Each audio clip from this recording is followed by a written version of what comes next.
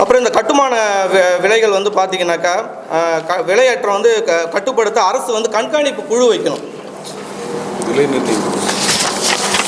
ஒரு விலை நிர்ணய குழு வந்து வைக்கணும். ஏன்னு கேட்டிங்கனாக்கா இந்த இப்போ நாங்கள் ரீசெண்டாக எடுத்த ஒரு சர்வே வந்து பார்த்திங்கனாக்கா ஒரு சிமெண்ட் வந்து 380 420 ரூபா வரைக்கும் இப்போ வந்து ஹைக் ஆகிருக்கு சிமெண்ட் வேலை. அடுத்தது வந்து பார்த்திங்கனாக்கா எம்சாண்ட் வந்து ஒரு 4800 5500 ரூபா வரைக்கும் மாறி இருக்குது. ரெட் பிரிக்ஸ் வந்து பார்த்திங்கனாக்கா 9 ரூபாலேருந்து 12 ரூபா வரைக்கும் மாறி இருக்குது. டிஎம்டி ஸ்டீல் முக்கியமாக 52 ரூபாலேருந்து 78 ரூபா வரைக்கும் மாறி இருக்குது. விலை வந்து உயர்ந்திருக்குது. UPVC window 450. அதாவது எல்லா ஒரு பொருளுகளுமே நீங்கள் electrical wires, plumbing, sanitary fittings எல்லாமே பார்த்தீங்கன்னாக்கா 20% 35% வரைக்கும் பொருள் வந்து உயர்ந்திருக்கு.